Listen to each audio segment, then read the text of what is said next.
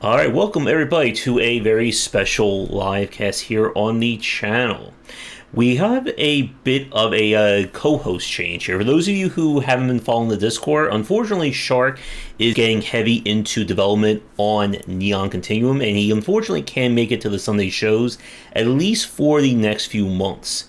So in the meantime, we are going to be trying a trial run of another show with a new guest. As you can see, we have another Josh who is into game design and is working on his own game. So, welcome to, I guess, the Game Design Joshcast. And if this show does work out, we'll have to come with a better name and such. But please welcome to the co-host seat for this week, Joshua Reyes. How are you doing?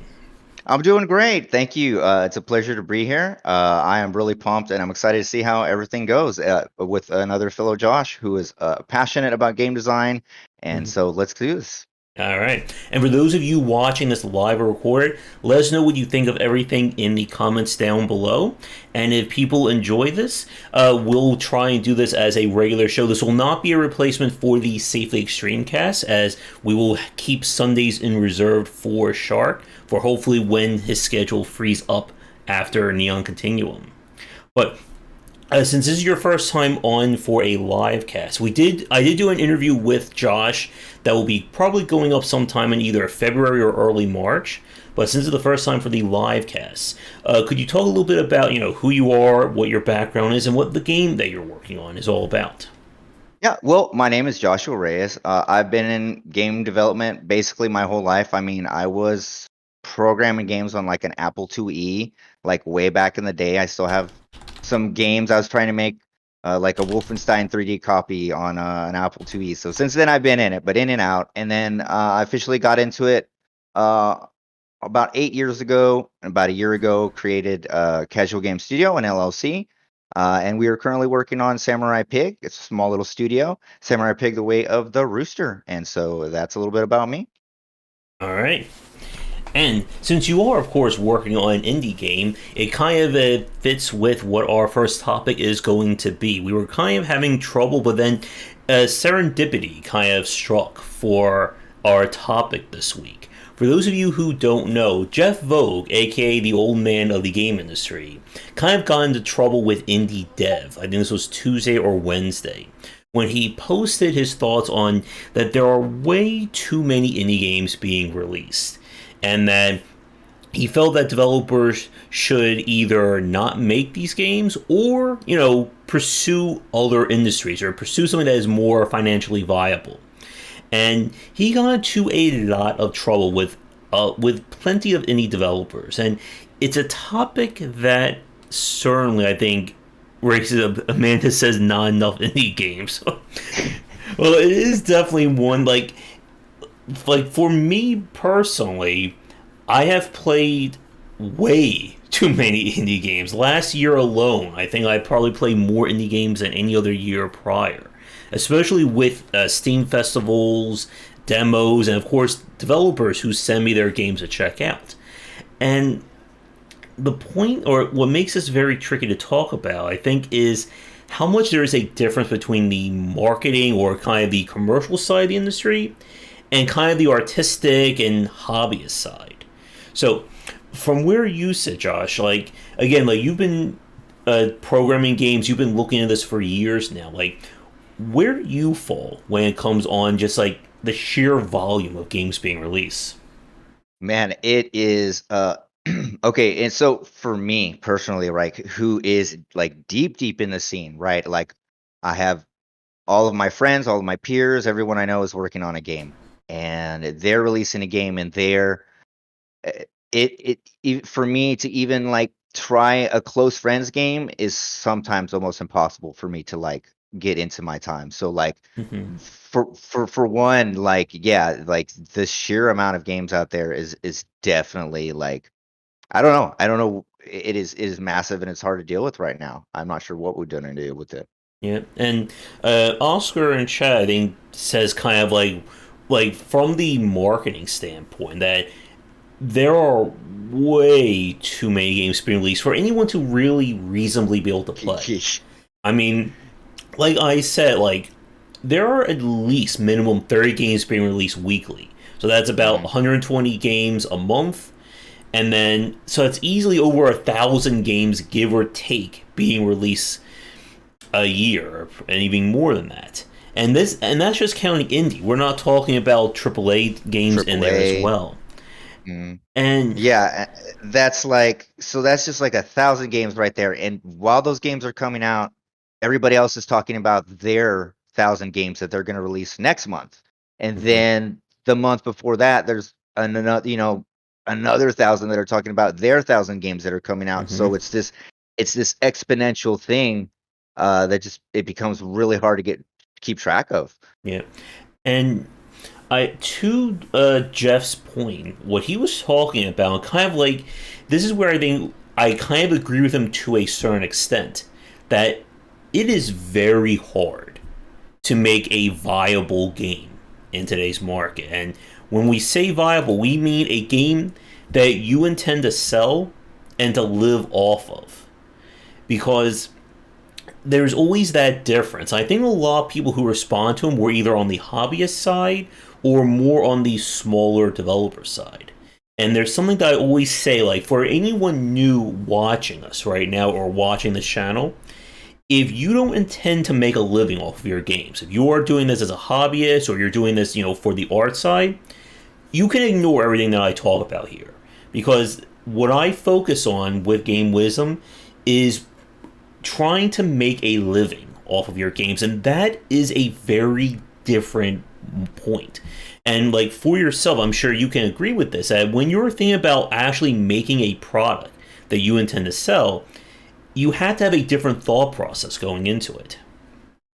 Yeah, you have to definitely have a completely different thought process. Like you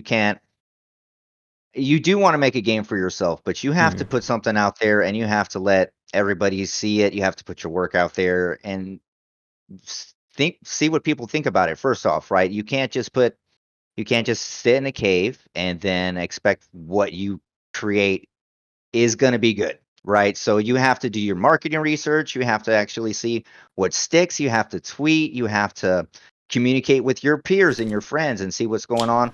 And even if you do any of that, you got to study Steam pages. You have to have a Discord. You have to, and then at the base of all of that is like, even do you even have a game that your people are going to play or want to play or check out? Yeah. Um, And so I mean, Steam Greenlight. I see Oscar mentioning. yeah. I was thinking about that. I was like, well, what's some solutions that we can have to solve this? And I think Steam Greenlight was kind of a. I know that developers really Mm-hmm. complained about it, and it was really a brutal process. But it was some type of curation that would kind of allow people, kind of a little bit of a people's voice to it. Now there was ways to game the system. Of Oh course, there's ways to yes. game any system, right? But it was at least some kind of cap. And now that they released that, anybody with $100 can say, "Hey, I want to make a game about a samurai pig," and you have me. And Mm-hmm. and I don't know if that's a good thing or a bad thing, but Yeah. but And that I'll go ahead and finish your thought. but that's how it is now. And so every day, anybody, and I mean, it's not very hard to come up with $100, get a few things together, and put a game out there, and then that clogs everything up. Yeah. You have out of those, what did you say? 30 games a week. Out At of those 30 least. games, how many of those are like from an actual developer Mm-hmm. who's actually put their heart and soul into it, and then from there you have a few, and it's just it's I think that might be one way. I was thinking about, you just need some type of severe curation. Like, for example, if you go to an even worse spectrum, you go to like the Apple store, um I mean, or the Android store. Like, I don't even know what you would expect to find or play or enjoy, or if you spent your money, I'm sure you'd want a refund pretty quick. So, and like, curation is the only thing I could think of at the moment that might help. You know? Mm-hmm. Yep. And with like all these games being released, like again, like the quality has always been, I think, really questionable. And part of that is the fact that with everyone getting in the game industry, as we've seen, there are no such things as a standard. Again, you can make whatever kind of game that you want. and you can sell whatever kind of game that you want. So, like to a Lord or Oscar's point in chat, that we see games that go into Kickstarter and early access, and they get abandoned. Or someone tries to release a game, they say, it's going to be this amazing thing, and it turns out it's horrible, and people get very leery of these titles. Someone left a comment on the crowdfunding video about, how they will never support another early access game again because the game that they were hoping for got abandoned. And not to mention, of course, again, just the number of low quality games. And I mean, sometimes low quality could just be because the developer, doesn't have the budget for it. Again, I'm sure every indie dev here has a Fortnite money that they can fall back on when designing their game. But it doesn't work like that for a lot of people. And again, that's just how, life is, unfortunately. But when your game that has, very basic pixel art or very basic 3D is sitting next to, a Disco Elysium or Celeste or even a Call of Duty when they go on sale, people tend to look at, what has the higher production values. Yeah, and like, so, and I think we touched on this before, is that now consumers are, like I said, they're going to notice what's going on really quick and really fast.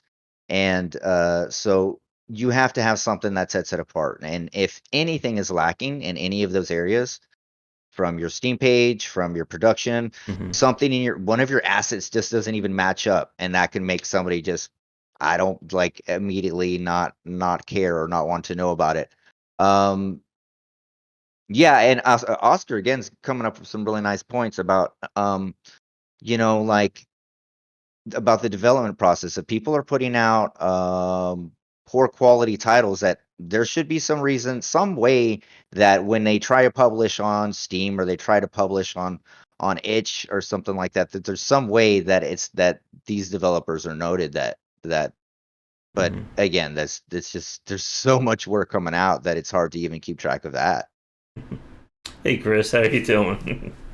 Yeah, and like the problem that I see with punishment is that I feel like, just like with any of these systems, it's going to catch people who didn't have the budget for it. Like Yep. the game Vision Yeah. Soft Reset, one of my favorite games. I spoke with the developer that his game sits right now at 40 reviews on Steam, and that's after about 2, maybe 3 years of it being out. Like, Jeez. it is a commercial failure. Like it, I don't want to, I don't want to sugarcoat it like that, but unfortunately, that is something that happens with a lot of developers. And like you said, like there are a multitude of reasons why a game can fail. Poor marketing, poor store page, poor aesthetic. Even if you do everything right, it can still fail. And for a lot of these games being released, I think this was the point that Jeff was getting at, that there are more games than there are people at this point in terms of like having a market. And the chance that, your super specific game is going to become the next FTL or the next Stardew Valley, it's very minuscule, and it's gotten smaller and smaller as, again, this market has blown up. And like Oscar just said, making a good game is not enough to succeed Yeah. anymore. And It's just a portion. It's just a yeah, small fraction of it that you have to get right. So it's like, get a good game and then great job. And then you have to get everything else right. And then even then people could just roll your eyes and be like, "Hey, that's a clone of that other game." And hmm then so it's, that's marketing and visibility. Yeah, you need marketing and visibility. hmm Uh, and then the good game, there's so many factors that come into play. yeah, and a lot of those factors for first time or like novice indie developers, they may not even know that they exist, or They they don't may even choose know. to actively ignore it. Marketing, again, marketing is like the four-letter word for a lot of indie developers because Mm. they don't. Again, people who, I think, like the people who argued against Jeff, they're very much on the art first side when it comes to the Uh-huh. game industry, and Uh-huh. that's where a lot of the passion obviously comes from.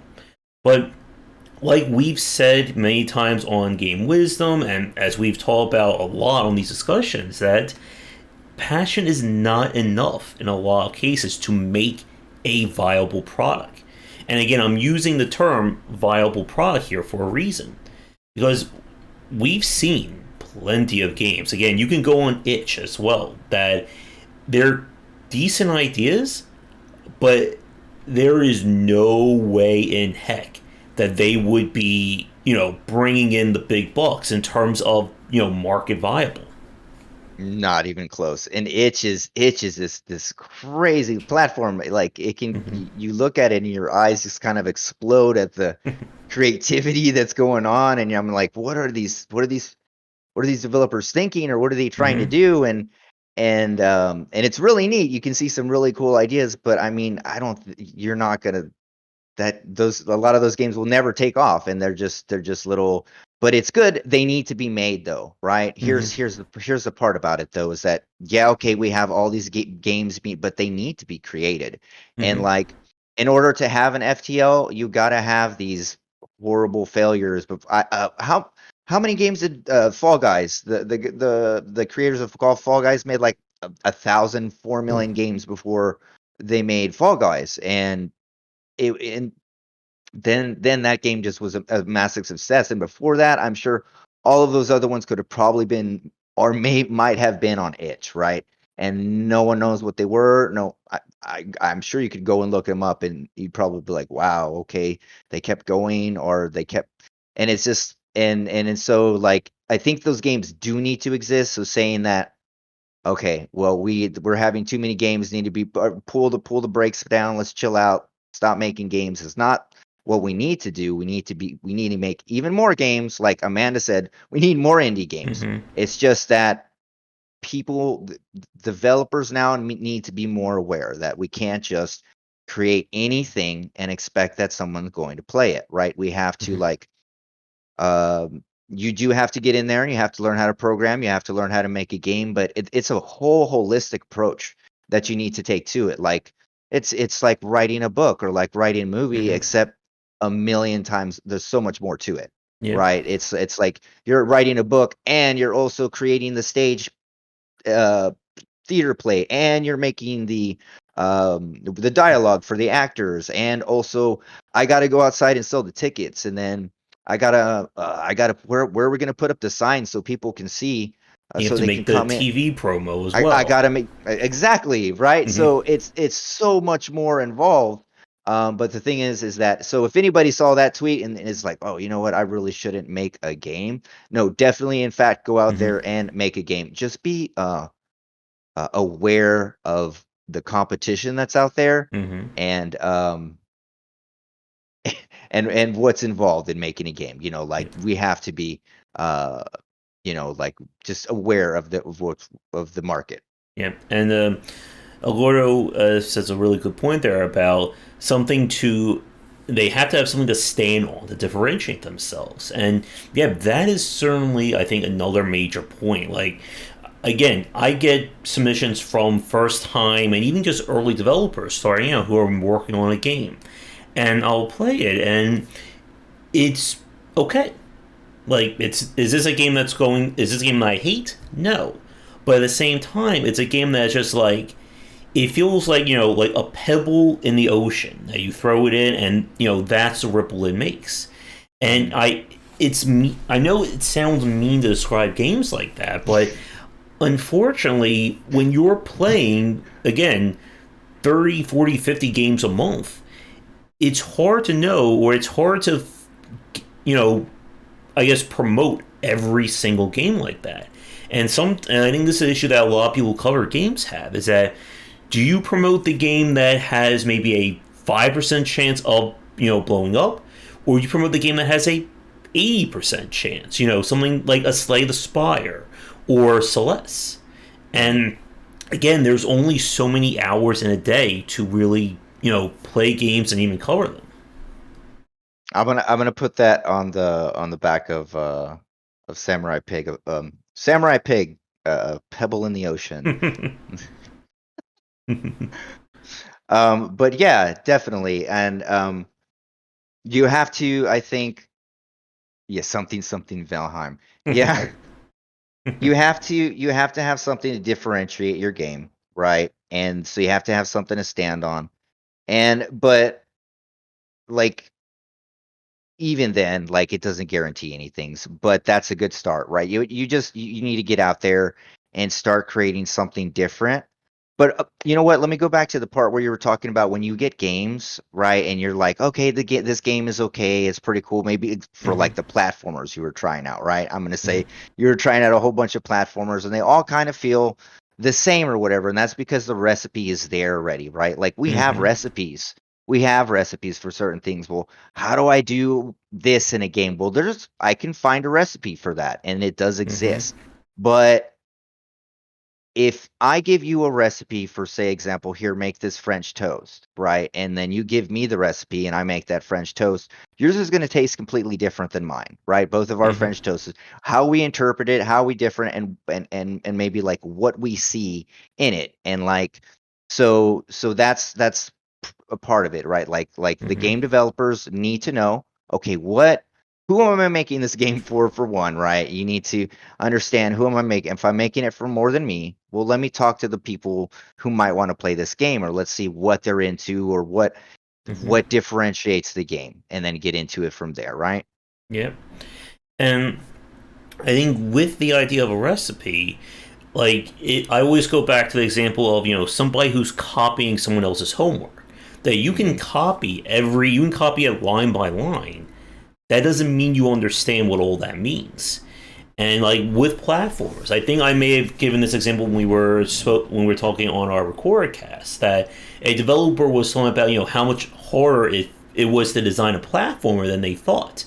And again, like platforming is one of the oldest genres out there. But the problem is that because it's so old, everyone thinks it's easy to do. You have a character walk left to right, hit a jump button, and your game's the next Mario. It's just that simple. But no, like there's a lot that goes into kind of like the foundational aspects. And this is something that I tend to focus on a lot with my videos, especially lately when I've been really harping on onboarding and UI UX. That you can have the most amazing concept for a game. That doesn't mean anything when it comes time to actually put that to code. Because the feel is something that you can't really, like, I would say game feel is something that you really can't do in your head. You can think like we were talking about the recipe. I give you the recipe, you don't know what it tastes like. You can, in your head, you can be like, oh well, the bread, egg, sugar, okay, cool. But you have to exactly experience it, and then how you experience it, and then what you take away from the experience, and how you were talking about onboarding and the UI. Okay, so we could go from like Mario, but instantly I know I know my verbs. I can jump, I can smash a Goomba, I can get a coin. Okay, I got my verbs real quick. Or we could play Final Fantasy 13, right? Not a knock on Final Fantasy 13, but it's like literally I don't know what I can truly do in the game until 30 hours in. And like that's a massive like, and there was the combat was amazing for me. I don't know what the story was. I think the music was cool, but it was a really cool game that could have been condensed and created in a different way. You could have onboarded immediately, like Final Fantasy 13, by like putting everybody together, having a boss battle, explaining everything real quick, simple, and then we could get on to the game. But for some reason, the onboarding would have to be 30 hours for that one. And so and then Doom, right? Doom, we're instantly onboarded. We're instantly shooting zombies. We're instantly picking up our bullets and our pickups and stuff like that. And so Dark Souls is the same thing. Like you're literally fighting a boss if you decide to, like almost immediately. You know what I mean? Same thing. So yeah. And like with the Doom example, like as a bit of a coincidence, I'm working on a post and video about Doom Eternal's push forward design. Yes, and yes. that was something that if you watch the GDC talk that it gave, that they had to iterate that constantly to get that right. Because again, you can come up with these crazy ideas in your head all day long, but implementation is often the judge or the decider Mm-hmm. when it comes to the quality of these designs. Mm-hmm. And again, like that's another point about like developers looking at something and may not understanding it. That since Doom Eternal came out, developers I think have been trying to make the next Doom Eternal, the next very action kind of focused FPS. And very few of them I think have reached that same height. The only exception would be Ultra Kill, that I am, chomping at the bit to play when it gets to 1.0. And again, like it really comes back to is the person behind the wheel or behind the recipe understand what these ingredients can do, can understand these mechanics. Because again, you can play a platformer, you can play a cooking sim, you can play a 4X grand strategy game. That doesn't mean you understand, what is going on behind the scenes that makes them, good, bad, or, somewhere in between. Or I could say, here's the best 4X game ever, and I could put someone down in front of it, and they're like, I don't.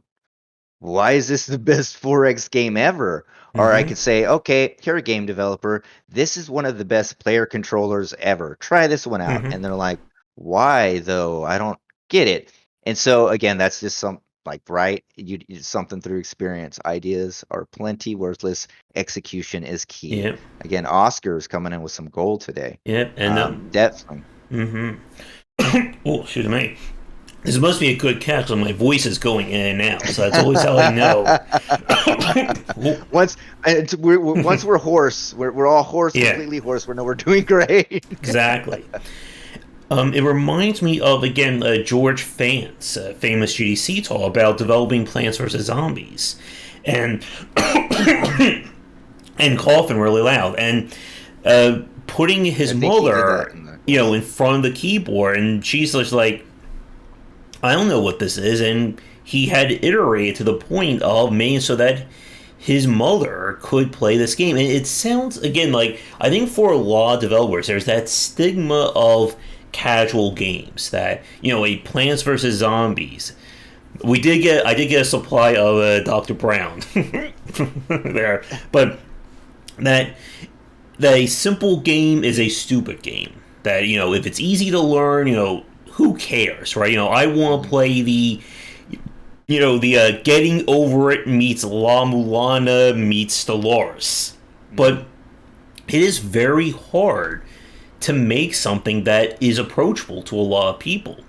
And again, like that is something, as Oscar beat me too, easy to learn, difficult to master is kind of where you want to go. It shouldn't be, hard to learn, easy to master, because there are games Right. like that they are incredibly complicated to play, but then once you figure it out, there's nothing there. Like the complexity is only surface level. Right. The complexity is learning the system Yeah. itself, right? And then you're like, oh, I got it, and you're matrixed out, and then you're bored of it. So that's Mm-hmm. that's what happened. But like another good example of one of my favorite onboard is Mario 64.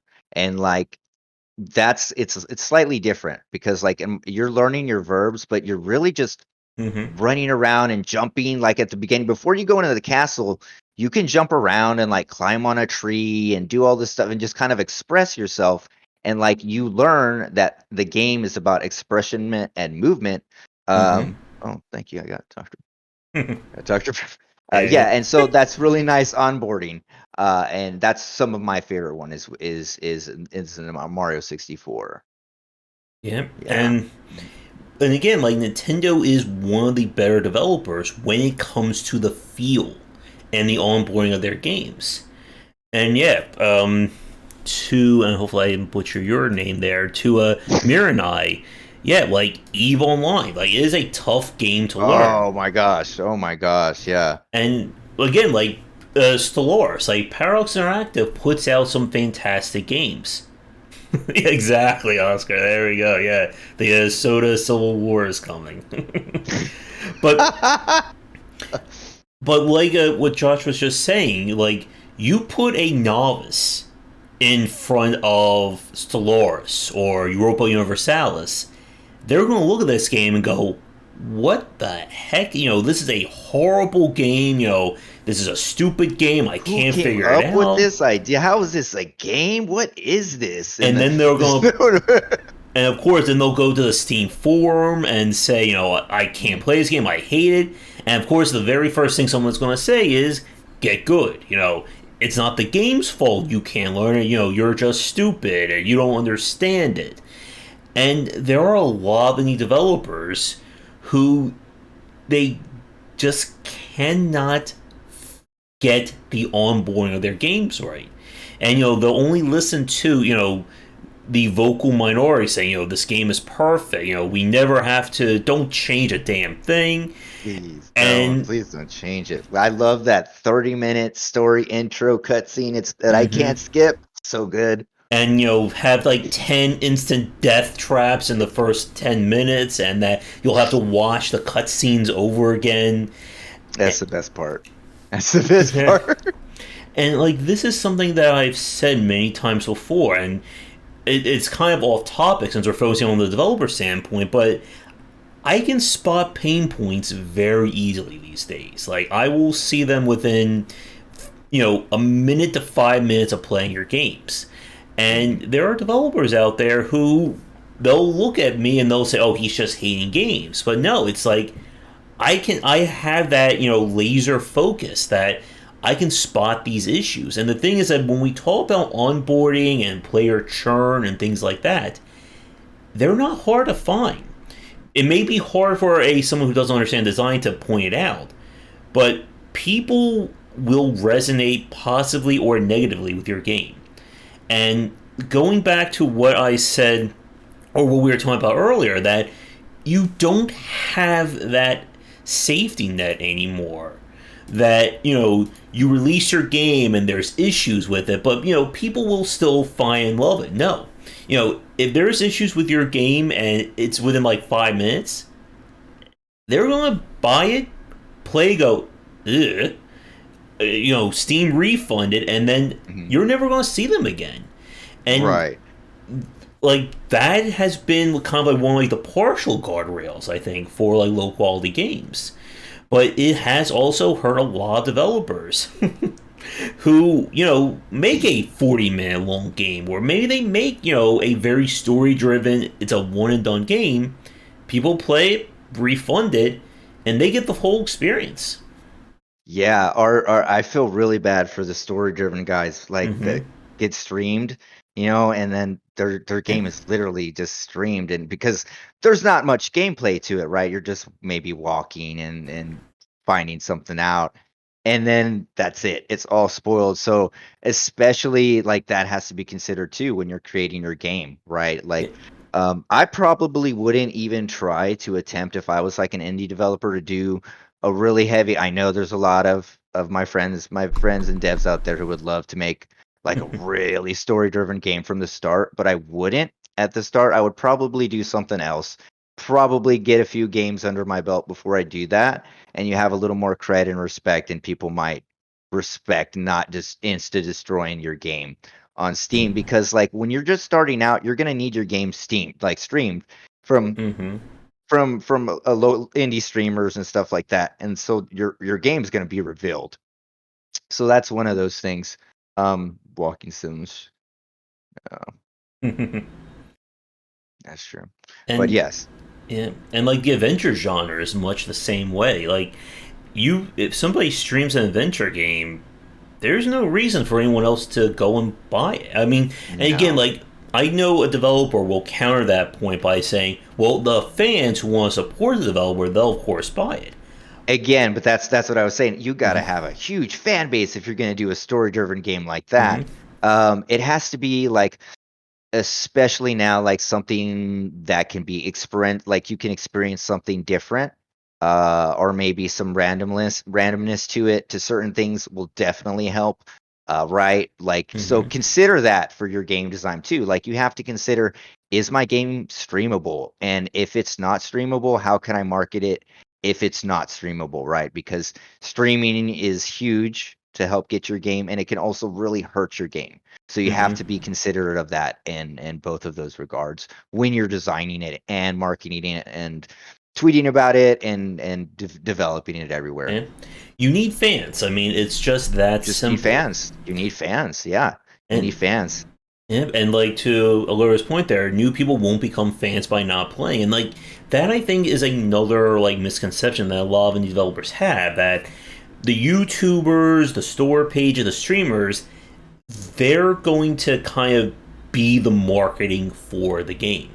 And this is something that I said a while ago when I talked about kind of the reality of game development, that just because Markiplier plays your game, or just because you put your game on Steam, or anything like that, it doesn't magically or it Doesn't doesn't matter. automatically mean your No. game succeeds. And I've seen games that have been played by Markiplier, that have been played by And it gets and it hurts them, right? And they yeah, get yeah, Markiplier plays the game and nothing happens to it, or the game gets hurt even.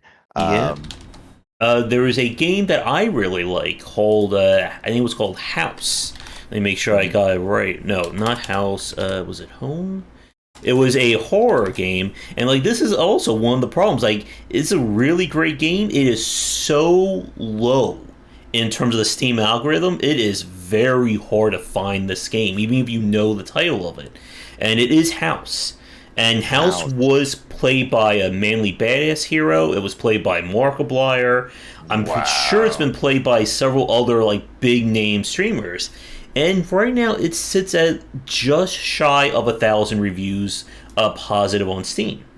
And it's good, but that is not again a big success. And I've seen developers again struggle with the idea of what does success mean when it Hmm. comes to your game. Like, some will say that if 50 people bought my game, it is a huge success. Huge success. Someone else Yeah, will say, oh, like 10,000 people is a huge success. and I guess it depends where you are on your development. Like for me, my first game success was actually just publishing a game, right? Getting it Hmm. done and getting through the whole work cycle, getting a game idea, getting it out there, and getting published on like the App Store. And to me, that was a massive success. And then the next success was doing it again and doing a better, slightly better game and publishing it. And then it's just like each success can go from there. And it's also what you're willing to accept, right? Like Yep. what's your what are you cool with, like just having a couple, 20 people download and play your epic story driven game? Hmm. Or do you really want your game to be massively huge received, like, by 10,000 people? Then and even then, or like Square Enix, remember, like, I think they were announced, I don't know what game it is, many of their games, they'll say, oh yeah, this game made no money and wasn't a success. And they're massive, huge Hmm. marketing campaigns, and you know what I mean? So it just depends on the scale. But of Yep. course, we're talking indie, right? And Hmm. so in the indie realm, I think, like, even just for one, if you publish a game, I'm going to say you've at least succeeded in that regard, because it's a gargantuan task. So, Yeah. at least if you published it, congrats. Yeah, and again, like if you're starting out, just getting a game finished onto a store page, Mhm. that is a huge deal. You should be proud of that. Like, no one should take that away from you. Mhm. But as we've said before, that's not the same as saying, I want to make a living off of my Living, video games. That I want to be right? able to, pay my mortgage each month, and, Hmm. have money for food each month off of the Hmm. games. Hmm. And Hmm. uh, Alordo made like three really good points in a row there. Like, the first one was streamers playing your game will get them fans.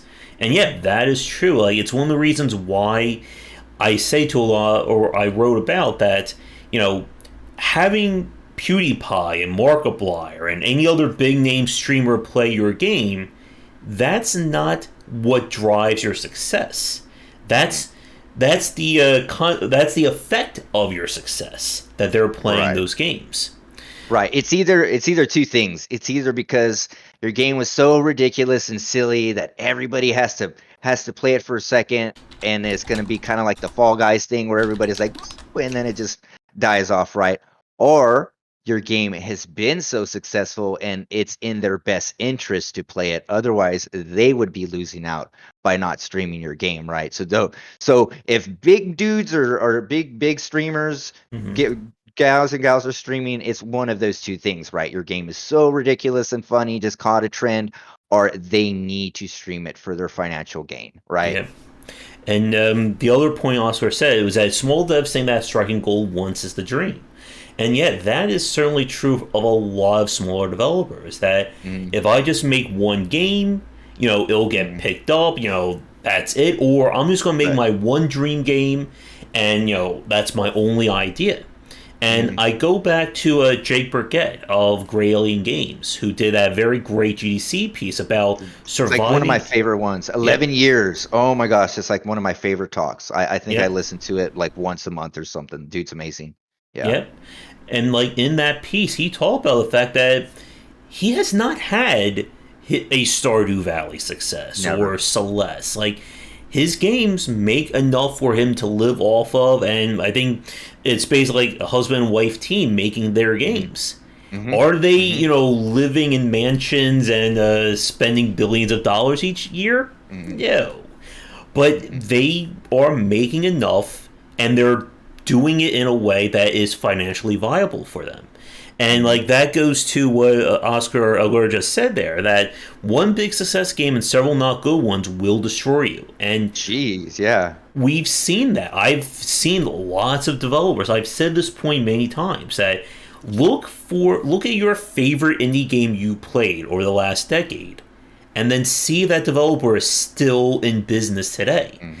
And Hmm. sadly, for a lot of them, the answer It's is not. no. It's not. They're Not. out. And it can be that one amazing game that doesn't pay the bills for 8 to 10 years, unless, of course, you have No. Minecraft under your Right. wing there. Right. So it's like, okay, so if you do want to get into game dev, you need to be planning for the long term, right? You're not going to make Mm-hmm. one game and you're in and out. And if you're doing that, you're in the wrong field, right? Like this is, you need to start small and then be in it for like you're doing this because this is what you want to do, what you Mm-hmm. love to do.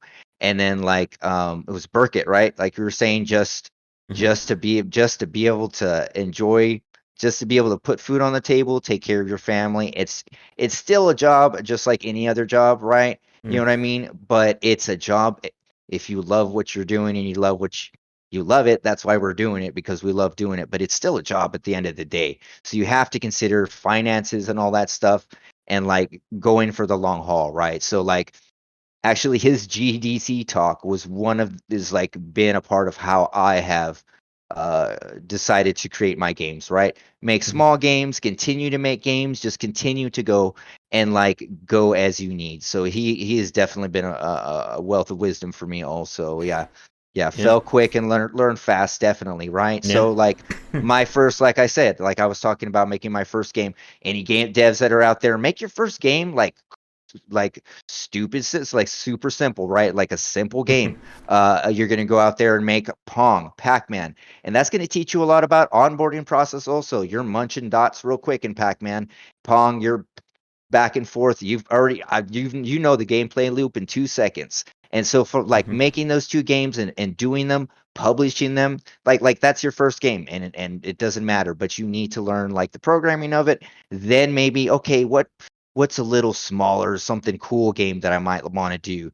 And so you Mm-hmm. might take an idea, say like Pong or something else, and twist it a little bit, right? Do something else, and that's your second game, and publish it and get it out there and see if this is something I like to do. But you need to be planning forward. And so all your games that you're working, also you need to be thinking ahead as how is this game going to propel me forward to my next game?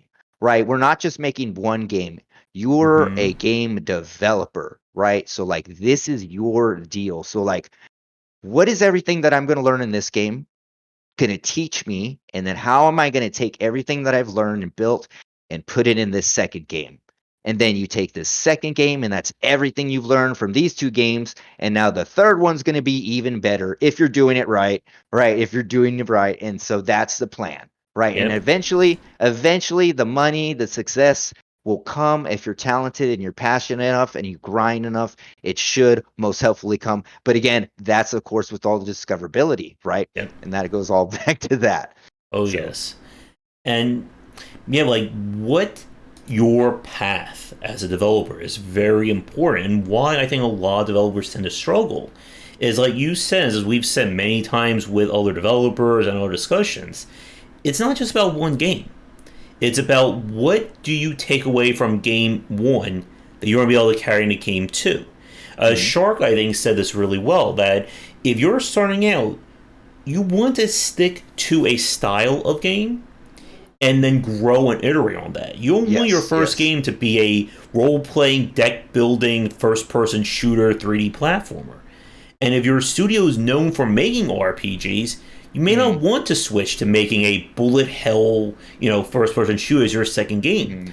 Now, Yeah. some developers do have that talent. There are people out there who have that understanding, but Yeah, it's still risky. they do a CRPG and then they do a bullet hell Mm-hmm. CRPG together. Seems somehow to work. Very rare, but that's super risky. Like you have to hone each genre, like what you're working on, like Mm-hmm. hone it and work on it at least like a few games. And if you're like, well, we're not that good at this, then maybe you can go on. But if you're finding success and people are like, ooh, these are some juicy platformers, y'all, then you need to stick to the platformers. But if Mm-hmm. you're like, these are some terrible platformers, then maybe try something else, right? Yeah. And Trine is a good example of that. Trine was, of course, the platformer, kind of like puzzle platforming Lost Good Vikings. game. Good Yep. game. Their Good game. third game, I think, almost bankrupted the studio. Like, that was when they Mm-hmm. went to 3D, and Mm-hmm. people hated that game. Mm-hmm. And Mm-hmm. again, they hated it so much that the Mm-hmm. studio almost went under because, they put all their eggs in that one basket. And Oscar mentioned Owlboy.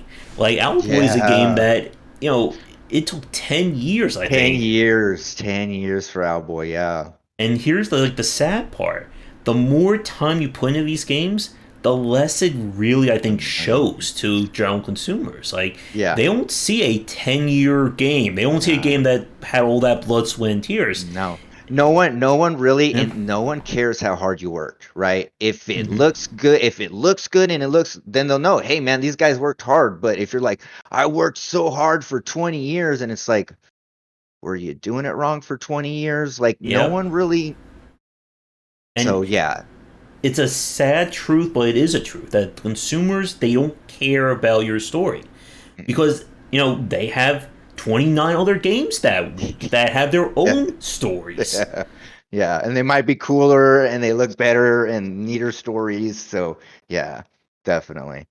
And it's an unfortunate part about this discussion that, again, it goes back to Jake's talk that you have to be thinking about what you're going to be doing, you know, a year down the line, 3 years Mhm. down the line, 10 years. And if your answer is, I'm still working on the same game, the red flag should be going off. That's wrong. That's wrong. And I mean, even with these big AAA like studios, like I mean, we're talking what like 5 years, 7 years Mm development hmm. for some of them, and like I think it's a bit excessive. Mm hmm. Like, like yeah, consumers are we want AAA textures and we want this and that, but the tools have really gotten to a point where sometimes a lot of that development time is a bit excessive. Like I Yep. think we could really rein it down and then maybe move on to the next game even quicker and on to the next big thing quicker. Mm Because hmm. sometimes when you're trying, if things aren't working, a lot of that times I don't know what Owlboy was doing, but I think a lot of that time was shoehorning things into Mm hmm. things that didn't naturally fit, right? So like a lot sometimes in dev things just don't work and they just need to be abandoned and moved on. And Yep. that's a hard thing when you're like this is my thing that I've blood and sweat so Mm much. hmm. Look at all my blood and sweat. We have to keep it in the game and everybody's like, ah, what is this? So Yep. like Yep. that's this kind of thing is that you have to, move on and that. Yeah, and like to Chris's comment about Alpo, yeah, and that was pretty much like it looked beautiful, Freaking but amazing, amazing. When it came out, I was like, oh my God, I gotta play that game. When it mhm, came, I didn't play it. I've never played it. Never, I'm sorry. I never have never had the time to play it. But when it came out, I remember seeing that and I was like, what are these guys doing? mhm, This is magic. And you know, mhm, 10 years later, bro, like I think Oscar said, the market changed and everybody else did. Like Owlboy was out already. 10 years later, you know, there was a million other Owlboys that came out mhm. during that time. So you know, Yeah, and it's why being the first is such a big deal. big Uh, deal. I'll be bringing up Rami Ishmael again in a few minutes, but when I spoke with him about Nuclear Throne, he said, like, very simply that if he tried to do Nuclear Throne in 2020, compare when it first came out, it would have been a huge failure. Yeah, big time. Big time. You can't do, I mean, what they did back then, you could do all the firsts back then, all the cool firsts. Mm-hmm. And none of that exists anymore. There's no firsts anymore. Everybody's seen everything already. Everybody's played the best FPS. Everybody's played the best RPG. Everybody's played the best CRPG slash horror survival slash walking sim game out there already. Mm-hmm. So those all exist. And it's just like I'm not sure what new genres might come out, but they might maybe, you know, surprise me, maybe in VR or something. But I think it's still going to be like a genre based thing that we all know about. So Mm-hmm. really it's just the experience is different, right? Just like a horror movie you think about, or like horror movie, you really have to get to pull off a good horror movie. You can't just go, ah, aren't you scared? And then people Mm-hmm. will be like, no, Mm-hmm. we've seen this before. You have to really get into people's heads and really think and say, what would really scare someone? What would really make someone feel something deep inside and really make them scared or really make them insecure? Same thing with the game. What's going to make people really Mm-hmm. connect with this game or feel this controller, feel this player? And so, like, that's how we got to be thinking now because I think we're like 30 something years into this industry now. It's still Mm-hmm. brand new, but like we said, all the recipes are there. Everybody's seen everything already, and so now it's Mm-hmm. just you got to be unique, and you got to be unique, And right? then, I mean, this is Even why then. the Sunday show is called the Save the Extreme Cast. Because Hmm. it has to be something that's recognizable, as Alberto says, but it has to stand out. And it, Exactly. again, like this is something that we've said many times here that if you want to make a game based off Pong or Mario or FTL or Darkest Dungeon or anything like that, you can do that. But at Hmm. the end of the day, you have to answer one question: why should I play your version of this game and not their version of these games, the one that people know about? I mean, Hmm. even if it is a good game, Slay the Spire, I think, is a brilliant example of this. There have been a lot, and I do mean a lot, as El Gordo knows, of deck building roguelikes that have been released in the last 4 years, following the success of Slay the Spire. Many of them are bad games, many of them are good games. Some, I would argue, are better than Slay the Spire. Hmm. But guess what game has the most sales on Steam? Slay the Spire. There you go. Hmm. And Hmm. again, it's that first game prestige is, I think, something Or that, or Minecraft. yeah. Think about Minecraft. How many other Minecraft clones are there, right? And like, but people are still playing the first Minecraft. You know what I mean? There's other Mm-hmm. ones that have probably better multiplayer code and maybe better modability. I don't know how you can make Minecraft cooler, but Mm-hmm. Minecraft is simple and but still that's the original one. And so even though I don't know, maybe Roblox is that like Minecraft too? Kind of, but now it has all the child labor issues Right. attached to it as Yeah. well. Mm-hmm. Yeah, that's true. That is true.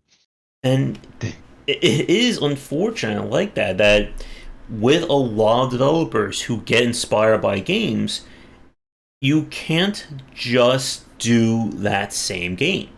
And it's why you have to be able to figure out what is that unique selling factor. And sometimes, even with that unique selling factor, like we said earlier, that's still not enough. Because it doesn't matter if you have a unique, never before seen gameplay if your aesthetics are horrible, or if you Yeah. don't do any marketing, or Right. the first thing someone sees of your game is just like this horrible, was it like you just took a free art and just like stuck it all over the place in your game, and that's the very first image that people see of it. Yeah. Yeah. Yeah. And see, okay, and then you have to consistent, right? You got to consistently be doing your marketing. Your marketing got to consistently be good quality. Like if one day you drop like a bad tweet that, like you said, with like free clip art everywhere, and they're like, well, what's going on? Is there something these guys aren't telling me? And Hmm. then, like all that stuff is it's like Minecraft with ray tracing, apparently. It's Roblox, yeah. But yeah, I mean, even then, right? Yeah. So And when you're trying to get all this stuff to work, it is very difficult to, like you said earlier, with kind of like putting on a show. Like you are building the stage, you are doing every single thing. And it's why for a lot of many developers they'll tend to struggle because they may not know every single thing, or they may not be good at every single thing. mhm, But mhm. again, at the same time, people don't want to hear those excuses. They don't want to hear that, oh, I'm not an artist, so that's why my art is bad. Well, the consumer unfortunately doesn't care. They'll just go to the Yeah, game that has that really has great good art. art. Yeah, And yeah, yeah, yeah. That excuse doesn't work. You need good, and art is huge. Like they're not gonna take like you got to have good art, and like if you're gonna pretend and be like, oh, my art is bad, it has to mhm, be really bad but good. Do you know what I mean? Like yeah, it still has to be consistently bad quality art. Like if you're going to be like, I'm going to do a Stickman type game. Okay, well, all that Stickman stuff has to look really good, but even then, like that's still like hmm, the aesthetic is not is very niche anyway, right? yeah. So And there, like pixel art is a really good example. There are people who will say pixel art is horrible looking, but yeah, there are fantastic examples of pixel art beautiful, out there. beautiful. Hmm. And Yeah, I think like pixel art is one of those ones that just I think is ageless, like mhm, are timeless, and when it's done right and beautiful, it's just it looks it looks pristine and like it's never aged before. yeah, Uh, but there are a lot of developers who will think, just like with platformers, pixel art is easy to do. It's it's so simple. I'll make my whole game in like 3 months because it's so easy to work in. And no, it's no, just not. It no, takes a no, lot to yeah, get that. And yep, to allure like good art style, aesthetics and a very unique art style will always be timeless compared to just focusing on realism. We're just focusing on, you know, the graphical power of an engine. hmm. I see that pixel art is a medium, not a style, and that's true. Yeah. Uh, Realism will get old within a year or less. Gold art is forever. Good art is forever. This How is true. many gray and brown style first person shooters were released in the 2000s and A lot. 2010s? Man, it was swamp season back then. It was. Hmm. Yeah. And Yeah.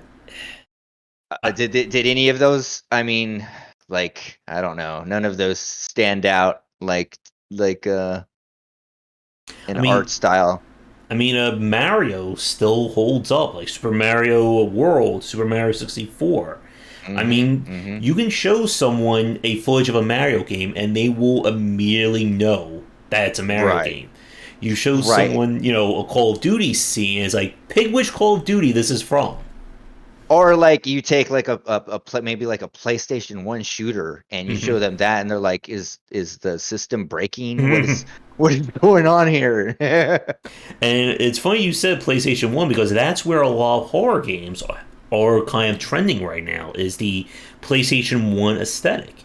Yeah, And and see, that works well, I think, because of like it's like the digital like surrealism of it, right? Where it's not quite, because if we went full 3D, like full Resident Evil gore, right, you everything has to be perfect, but with that, you can kind of do like your pixel art like horror and like it's everything's incomplete and more's left up to the mind, right? You have to be like, well, what is that? What is that Mm-hmm. image, or why is that so fuzzy, or and Mm-hmm. are like the digital aberrations that people, like radio frequency stuff. So there's some cool stuff you can do with PS1. I think that's a good area that they're going Yeah. with the PS1 horror. Really digging that stuff. So the devs Yeah. doing that, keep doing that, Yeah. definitely.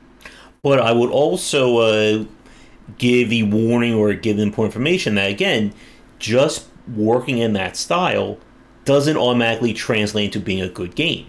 And Right. we've seen developers again, and this is not just in the PlayStation One style, but in all styles, that they'll tend to again not understand both the pros and the cons of it. Um, Loco Melito with his games is a really good point that he makes a lot of games in terms of retro style. He's made a Ghosts and Goblins game. He's made a shoot 'em up, and he understands both the strengths and the weaknesses of those games. And his games are very well balanced because of it. But conversely, I've seen developers who will say, I'm going to make a Ghosts and Goblins game, and it's going to be this horribly frustrating game to play. It doesn't feel right. But they're just going to say, well, I just made like this game I played back in 1990. But Hmm. that doesn't work. You still have to keep an eye on what people are expecting out of the games today. And again, Right. today changes every single day. Every day or every Yeah. day. Yesterday, today's today, Mm-hmm. and yesterday was yesterday, and so Mm-hmm. uh, like goblins, ghosts and goblins. It wasn't that it was so hard and you had to put 1,000 quarters in there. That wasn't like the main essence of the game, Mm-hmm. right? So like, if you're gonna do the goblins game again, you need to like the combat has to be current with today and updated and even thinking forward, right? Like Mm-hmm. you can't just copy and paste it and say this is gonna work.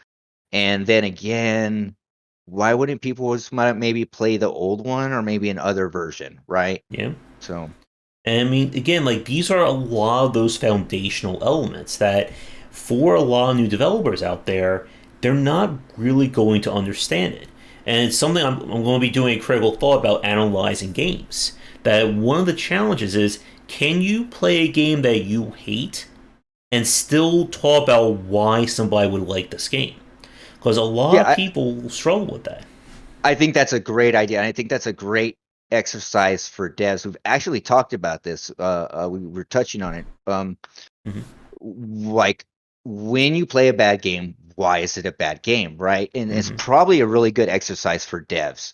Is like, and even not even a bad game, like maybe it's a genre you don't like, right? Even just like you don't like, I don't know, sports games, or maybe you don't like Dark Souls types games, and like so play them and then find out what you don't like. I don't like the speed of the controller. I don't Hmm. like the difficulty curve. I don't understand the UI. Maybe if the UI was clearer, I'd be Hmm. able to do that. And so you can take those things and move them over to your own game and your own design. But Hmm. definitely, like, you definitely need to keep a steady diet of playing games. As a game developer, you still need Hmm. to be playing games and you still need to be knowing what's happening and keeping up with that. Yep, and it's something that I say a lot. And again, this may be getting a little bit off topic, which is always normal for these live streams. But like, I don't there's have we a been in topic at all? I don't know. maybe, but like I say this before, like I can play a game, and even if I hate it, I can still understand why somebody else would like it. And there's a difference between playing a game and saying, I hate this because it's stupid, developers were lazy, they're horrible, and saying, I hate this because I just don't like this, this, and this. But maybe for somebody else, they love X, Y, and Z. The survival genre, that's a really good one. Like, I don't like survival games, but I can at least appreciate what they do and why people like them. Does that mean that I'm going to play every single one and enjoy it? No, but I can sit here and talk about why you would like a game like The Long Dark or Subnautica or Valheim. Yeah, Subnautica. That's that. Yeah, Subnautica is one I've had to like really look at and say, why do you like this game? But Mm-hmm. I see why people like it. I mean, Mm-hmm. it's a great, amazing game. Not for me, but Yeah, I definitely see why it's an amazing game, though. yeah. Valheim. Like we played it for about like an hour and a half on stream. Hmm. I didn't like it at all, but I understood. Like I could see, for people who like that style of game or like those mechanics, it works well for them. But I would also add that again, like getting back to approachability and UX work, that just because people like it, that doesn't mean that you'll need to improve. And I think that's another area, as we said earlier, with developers who treat game dev as a business. You should always be thinking about, okay, if I did like this, and let's say people didn't like this specific element, maybe I should change that or improve it for my next game. And being able to get, again, this is why we say that you don't want to make your first game your dream game. Because you don't know everything on your first game. You want to have that understanding of not only the design side, but the development side. Like, it shouldn't take you 10 years to make your dream game. It shouldn't take you 10 years to make any game.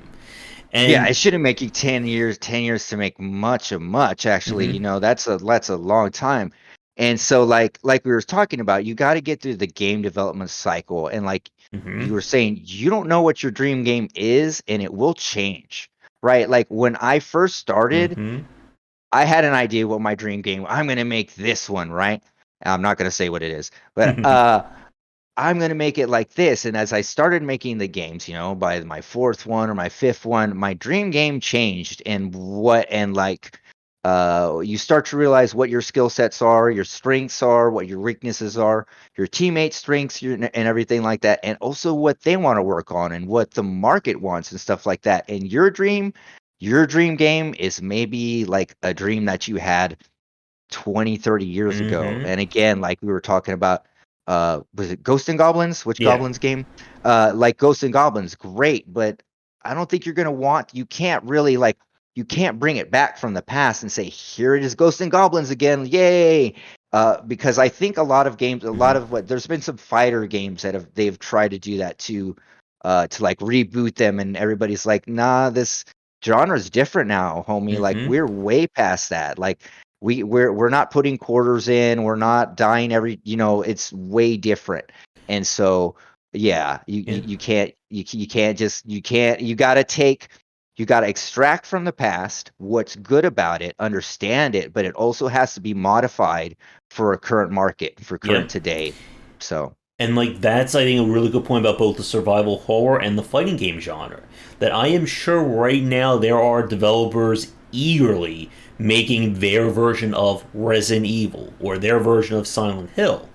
But just remaking that note for note, you're going to get people who just want to play Resident Evil or just play Silent Hill, but that's a very small market. And very the small. people who are going to succeed are going to say, I want to make a Resident Evil game, but I'm also going to do all this stuff different. Like, this is going to be new and original that you didn't see before in Resident Evil. Mhm. Did you play Tormented Souls by any chance? No, I did not play Tormented Souls. Yeah. The reason I brought up Tormented Souls is like this is a game that is very much somebody saying, I want to make a Resident Evil game, but today. And I think for better and worse, it succeeded. It is again note by note a survival horror game like Resident Evil. If you like that, you're going to enjoy Tormented Souls. But in the same breath, if you're hoping for somebody to go above and beyond, it doesn't really quite get there.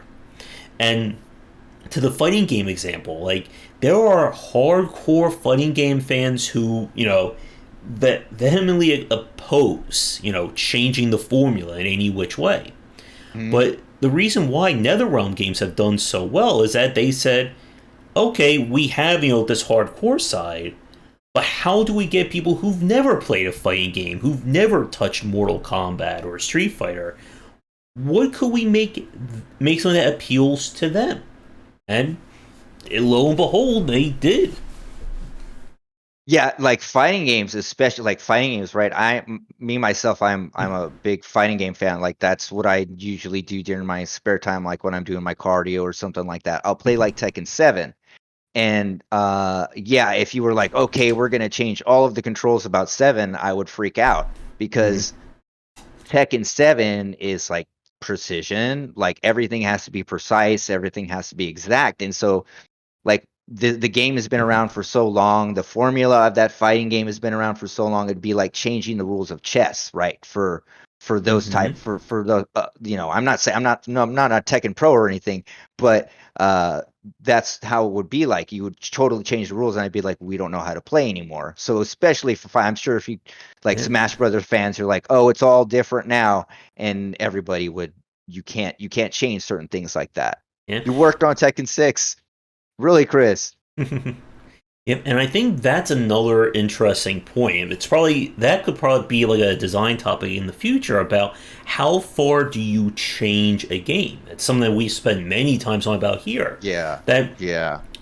I can sit here and argue, oh wait, yeah, change an adventure game, change a fighting game, change a horror game. But if you change it, and let's say you change it in a way that removes your entire fan base, like we said earlier about the importance of fans. You could make an amazing fighting game for somebody who's never played a fighting game before, but is that going to be a financially viable fighting game? I don't know. Probably not. And that's the thing, like with fighting games, is that if you make it so easy and accessible, then the whole hardcore, because fighting games is usually the base is hardcore, right? A fighting game base is nothing. There's casuals there, but eventually they're either going to stop playing or migrate to like hardcore, right? Like they might not be good, but they're hardcore. They're into it. And so like, yeah, you can't be like, okay, well, it's super easy now. You can just press this button and you can do the combo. You totally diluted the game. Right. So like knowing what you can change, you really have to know the most important aspects of your game, the core basics of your control scheme, the core basics of your game, and then what you can change from there. And even then you're like, well, wouldn't it be cool if we changed this? And 50% of your fans are like, yeah. And then you do change it and then it doesn't work. Right. Yeah. And then so I didn't know you worked on Splatterhouse. I enjoyed that one, Chris, as well. the new one, the new Splatterhouse. Yeah, I did play that. Yeah, I've been meaning to play that. That one looks so cool. I love the old one. The old one was kind of yeah, tragedy. Oh yes. Yeah, and again, like it goes back to that, not only to Chris's point about being easy to pick up, difficult to master, but understanding what is the reason why somebody plays this game. If you ask somebody, why they play Stellaris or a fighting game, they're not going to say because the controls are difficult or because I like watching stars twinkle in the background. Yeah, they're going to talk about what the gameplay is, and the goal as a developer is to get more people to enjoy that gameplay. And it's again like that difference between.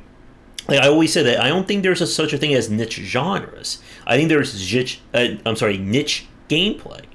That if somebody wants to make an accessible, approachable version of La Mulana or Celeste or whatever, they can do that. But at the end of the day, you still need to understand why did somebody play Celeste in the first place, or why somebody plays Mortal Kombat. Because if you change that underlining core gameplay loop, then you've changed completely the game. Like it's not going to be the same marketable title. Yeah, exactly. And then, but again, and then like we were talking about earlier, though, like if you have Celeste, like you can literally like go on GitHub and like you can go on GitHub in Unity and you can get like a Celeste like player controller, and you can like there you go, you have a Celeste player controller in Unity, and you can do that. But what are you gonna do, right? Like, what are you gonna do? Are what kind of player? What kind? Who's the protagonist gonna be? What are you gonna do? Where are you gonna go? What's the background is going to be, what's the story, and then don't forget all the other things we mentioned, like your marketing, your Steam page, how are you going to stand out, how long are you going to take to work on this, etc. But it's all there, right? So like you can go and get that. Like you could probably go and get like Stellaris is like get something similar to it. You could probably talk to the devs and the devs would be like, yeah man, it's kind of like this, the code base is like this is kind of how we did it. I mean, you contact me and you'd be like, well, how'd you do Piggy? And I'd easily tell you, Samurai Pig, how'd you do it? And I'd be like, well, this is how I started. This is the base. This is how I tested. Devs are really open like that because, again, execution is key. So Yeah. again, I'll give you my recipe. You can give me my recipe. I can give you everything. But again, it's how you execute it, how you test it, how Hmm. you do all the other things. Yep, and I think this goes back to a conversation that I had with my friend Ken about how when we were talking to like students who were like part of like IGA groups, there were a lot of people who are like afraid that if I tell my idea that someone will steal and they'll make $1 million, or they'll be the richest developer because I have this multi-billion-dollar idea. But no, at the end of the day, execution is what matters. I can sit here. I could do a stream of just me rambling off game idea concepts I came up with in the past 20 years. Just like a 2 hour stream of that. Oh, did the stream die? Yeah, Uh it did. Yeah, oh. it come back. Oscar said it came back. Okay, good. Whatever that, again, internet weirdness going on, but I did record this, so it'll be all good there. But Good, good. I could have a 3 hour rant stream of every game design concept I could come up with. That doesn't mean anything. Like, it doesn't mean anything in terms of those ideas. I'm really sorry about those issues there. I'm hoping, maybe once we'll stop using up the bandwidth around here, things will be better on that one. But again, execution is key, and I want to quickly to Ben Suit's comment about Resident Evil 1 remake and Resident Evil 2 remake. Like, those are like two really gold standards because the developers said to themselves, we want to remake these games, but how do we remake them that works for modern audiences? And I enjoyed both remakes. I think Resident Evil 1 remake is like my number Mm, one, and it's Resident so Evil 2 good. remake is number probably like 2 or 3. I don't know where I would rank RE4 in there, but again, like they're all in like the top 5 because of that. I can't believe how much I liked them. I Hmm. was like, there's no way you can make it better, but still the same. And they did it. Like they hit it perfect, Hmm. man. Like 1 and 2 are so good. Really proud of the team on that. Yep, Doom 2016, Mhm. and again, a lot of that comes Yeah, back yeah. to understanding what works, what doesn't work, and how do we go from there.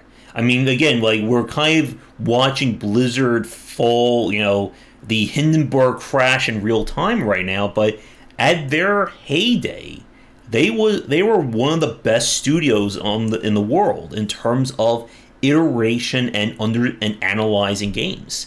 I mean, World of Warcraft at this point, you can say it's a horrible game, you can say you love it. It's a successful game. Like, it's probably one of the most successful games of all Super. time at this point. Yeah, I think it'll be really hard for any game to like come close to a success because like again, we were talking about first, that was a kind of a first of the first. Like, there was other MMOs, but that one coming like being as massive as it was and having the impact that it did, Hmm. not a lot of the other game. I mean, WoW, Fortnite kind of having an impact, but I mean, WoW is just hugely massive. Like, and its reaches and development and things that have Hmm. changed are just monumental. But yeah, Hindenburg crashing now though. Oh, yes. And as a time check, we're about an hour and 18, hour and 20 in. Okay. And for these discussions, I would like to, I figure like we'll keep them to maybe at most an hour and a half because if we're not careful, this will be 3 to 4 hours and then Yeah, we'll really yeah. get hoarse. But there is one point, like this will be kind of like my final point, and then I'll throw it over to you for your final point as well, Josh. But I won't go to what Rami Ishmael was saying on Twitter. Like he also responded to Jeff Vogel's tweet, and what he said, to paraphrase it, was that he does agree that that there's plenty of games out there, but that doesn't mean you should stop playing or stop making them. It means you have to go into it with the understanding of what your success is going to look like. That you shouldn't, like we've said over the course of this discussion, you shouldn't be expecting your first game to do Minecraft numbers or even Slay the Spire numbers or even Owlboy numbers. It's why again you should learn fast and you should learn quickly and you should fail quickly as well. That if you want to make an experimental game that is, weird and wacky, that is, Desert Bus and Papers, Please, or something like that, you can do that. Nobody should or nobody can stop you. But on the same breath, you shouldn't be sitting there thinking, oh, this game is going to make enough money that I can, pay off my entire house with, and I'll do it in 2 years. Yeah, exactly. And I was just checking to see like how many games Notch did before Mm-hmm. Minecraft, and it's looking like he did, I don't know, no, maybe these are other games, but he did a few games before that, right? And they were Mm-hmm. smaller base games. I'm not saying Notch is the guy to follow because again, that's just kind of a rarity, Mm-hmm. right? Where something happens that big. But yeah, so okay. So there's a lot of video games out there, okay? And I guess the topic we were talking about is that um if there's a lot of video games out there, so let's talk from the dev's point of view, right? So Mm-hmm. we'll just say, okay, if you're out there and you're making a game and you Mm-hmm. want to start making a game, or you need to be realistic. Mm-hmm. You're not buying a house you're not getting a house brand new or a Lamborghini Mm-hmm. right away. You might, but it's like 0.10% like of that. And even then it's probably the CEO of like Activision or whoever, Microsoft now, because they own everything. But like you need to be like you need to be realistic about what you're going to do. Start small, fail often. Start small, fail quick, start Mm-hmm. learning about yeah, he did retire after Minecraft. Not retired after Minecraft. So Mm-hmm. again, like you don't want to blow up huge and big, like, because you're blowing up, right? You're not slowly becoming Mm-hmm. successful, you're blowing up. And then again, like we were talking about, studios can't follow up with that success. So be scared if all of a sudden like your game is getting streamed everywhere or something like that. You need to be aware and you need to plan ahead, Yeah. like, because success needs to happen slowly and steadily to maintain it.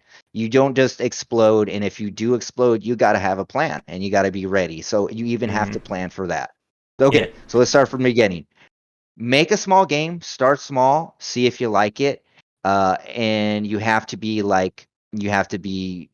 what are you going to do, right? What you're going to do with this? You're going to do a career out of this, or is this a hobby? And be real with yourself, with your strengths, with your weaknesses, and just and pay attention to the market and what's going on out there. We could probably go on like 4 more hours about this, but I know we're running close out of time. So basically, we'll sum it up with like that. Yep. And with with a Stardew example and with like that kind of explosion, Mhm. it's why I always say that when I look at the success of a studio or the success of a developer, I take all their games into account, not just their first big one. Yeah. Because again, it is very hard to follow up with your next game because you're going to be judged always by your Eh, previous game.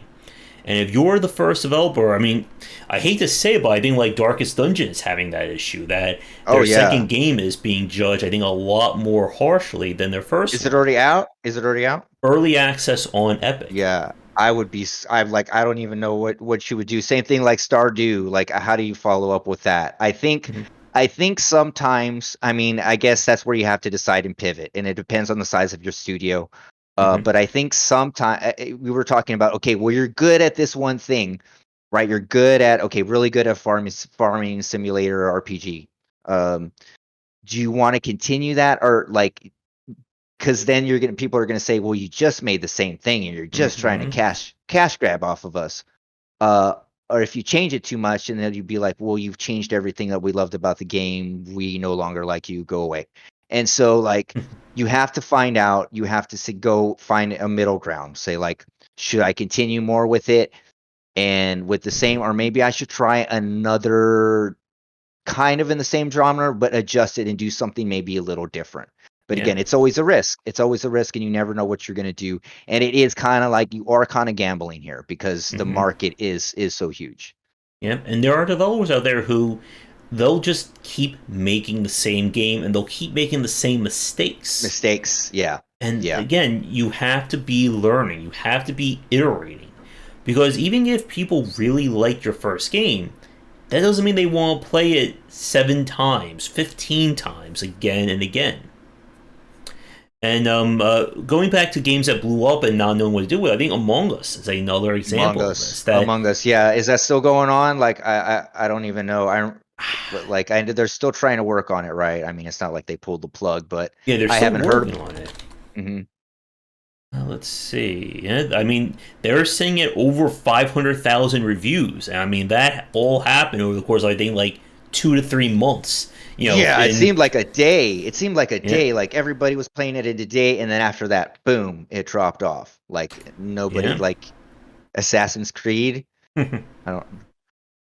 And I mean, like, this, again, is that issue when games blow up like this. That if you don't have a plan or you're forced to pivot, people are not going to wait around. Like, in my book that I just finished on free to play design, I said that if you're making a multiplayer game, you're also making a live service game.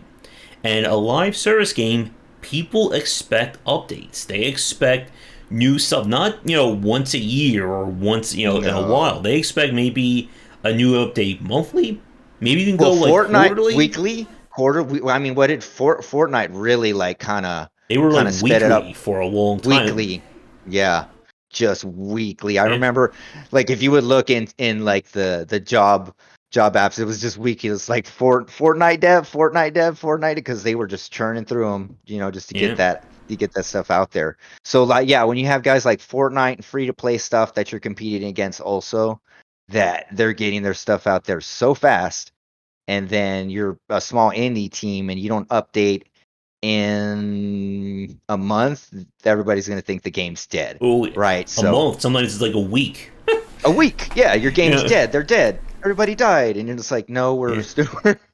And like, here's something like I'm looking at the store page for Among Us right now. They have one of Among their Us. roadmaps, and it says "Coming Soon, Friendsless." And as I read that, I'm getting like a pain in my chest that that's a coming soon for a live service game. And Yeah. I know their original plan was to make Among Us 2, and I think they were wise not to try to make another game. But again, when I looked at Among Us, before it blew up, or so I was looking at previous stuff about it, it's very easy to see why that game did not succeed. And I think as another final point for me, like, again, as a developer, not only do you need to look at why something works, but again, you have to understand why something doesn't work. You have to be able to look at a game and go, I can see why people didn't like this game or why they hate it. And again, it goes back to what we were saying with Blizzard or Heyday Blizzard. Do the good stuff better and ignore the bad stuff.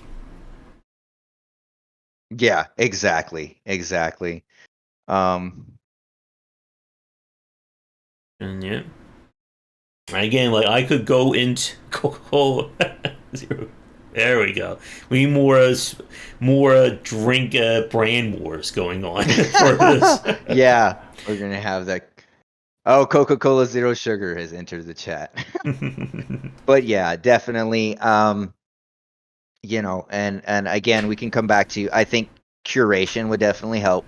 We can have some curation on Steam, or even that. I mean, you yourself are a curator, right? And so like you're like, hey, here's these games. You check them out, you stream them, and through that you're curating. And even then, it isn't enough to do that. I mean, again, if somebody like me can't cover every game, there's no hope for the general consumer. No, man. I mean, so much props to you. Like, I mean, I was just thinking about that earlier. I was like, how many games does this dude have to cover all the time? And he still has a backlog that's massive. Like, yeah. Yeah. And yeah, we need a soda. There we go. We have a soda battle royale. There's the next big genre battle right royale. there. There we go. There we go. But yeah, for next time, we'll see there's either another topic to cover, or we may talk about what this means more for the consumer side. Because I think the whole streaming games, the streaming, Games Pass. I think that could certainly be a topic to talk about as well. Definitely, that's definitely a big thing. I mean, like that is, yeah, it's a great subject. Mm-hmm. And even this one right now that we're talking about, this one just could go on for just like a longer series because Mm-hmm. I mean, it's where it's what the future of the game industry is going to be, and like just like the Game Mm-hmm. Pass thing as well. Yeah. So But I think this is a good point to stop for this week. yeah, Yeah, and definitely. hopefully, Chris, you are feeling better after all that as well. And again, like Oh the yeah, idea of a large project that a lot of developers, like you said earlier, about having to kill your dream project. Like there are developers who will try to force that square peg into a round hole, no matter yeah. what, even if it's something that just doesn't work. That there is no hope of doing it, and again, like I could go on another rant here, but like very quickly, like people love that underdog story. They love to hear that developer was on the verge of bankruptcy and they haven't had food in six Eating ramen, years yeah. and that the game came out and now they retire to their private island. But like you said earlier, like the developers who succeed, they are consistent. They know not to bet everything on one project. That they know that the chance of their game doing Minecraft numbers is minuscule. When I spoke with Dave Oshry from New Blood, like he said, like they've been working for like 6 years. Like it's finally starting to like pull out, starting to pull ahead today. But they're being very careful in terms of what they do. They have a plan. They know that's not just going to be one game that's going to make it for them. That they want a catalog. It's the same thing like for what I do with Game Wisdom. That I know that it's not just going to be a book or YouTube or my library talks. That I'm trying to build everything up. Because if Right. one thing doesn't work, I don't want to be, out of everything at that point. I want to have a plan B and a plan C to go for. And again, it's just about understanding and again tempering your expectations with what's going to actually happen. Right. And like you were saying, you got to have multiple, like, you have to have multiple revenues or multiple streams or things that you're working on, right? Mm-hmm. So, like, I'm not just, we're doing game dev, but you're also like, you'll do maybe tutorials or you'll do a Patreon or you'll do Mm-hmm. very different things, books. Like, you have to do various different things. Like, and especially if you're a game developer and you have a ton of knowledge about game development, it's good to go out there and spread your wisdom. Like, you're Mm-hmm. about game wisdom, well, development wisdom, because it is kind of a black art taboo, but we're all open to talk about it and we're all here to talk Mm-hmm. about it, but we need to discuss it together so we can all, so it'll be better for us and the consumers and for everybody in Mm-hmm. that regard. Exactly, Chris. Yep. And get my own private island as well. Yes, own private island. That's right, private islands. Mm-hmm. All right, but I think we'll wrap things up for this week. Again, for those of you watching this live or recorded, let us know what you think about the show and about our topic in the comments down below. If you want to follow me on Twitter, again, I am at GW Bycer. You'll find links to the Game Wisdom Discord and the Patreon link down below. And for you, Josh, where can people find you? Well, you can find me on Twitter. That's the best place. It's just casual_scrub. And that's the best. And we're dropping out again. But that's the best place to Okay. find me at Twitter and at casual_scrub. And also, it'll be listed in the YouTube, but that's the best place. All right.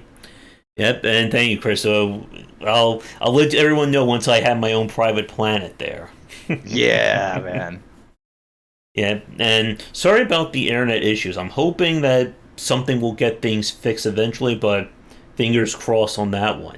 So, we will be saying good night for this week's episode of the Joshcast. Thank you, Josh Cash. Thank you for joining us. Mm-hmm. I had a blast, Josh.